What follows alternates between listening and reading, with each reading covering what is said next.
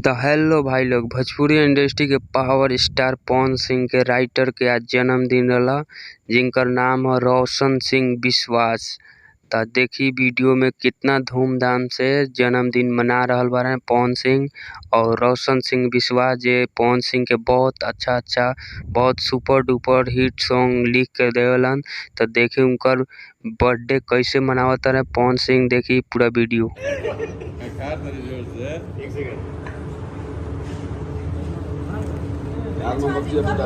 ये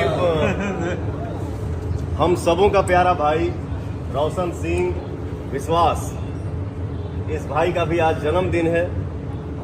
तो एक साथ दो खुशियाँ, दो भाई के जन्मदिन का आज, विकास के, रोशन के। तो भाई आपको जन्मदिन की ढेर सारी शुभकामनाएं। ऐसे ही गाना बढ़िया लिखत रहा मार्केट में, और आपके हमारे ऑडियंस जो हमारे लिए भगवान है, आप सबका प्यार मेरे भाई को मिलता रहे, बरसता रहे।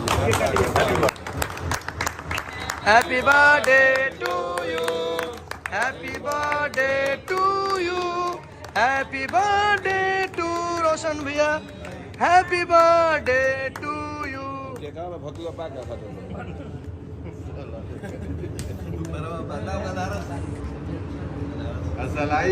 अगर हुआ के वीडियो पसंद आई होगे तो कृपया हमारे चैनल के सब्सक्राइब कर दी और बेल आइकन के प्रेस कर दी, कैसे कि ऐसे ही वीडियो हम ले आवत रहे नहीं पाए।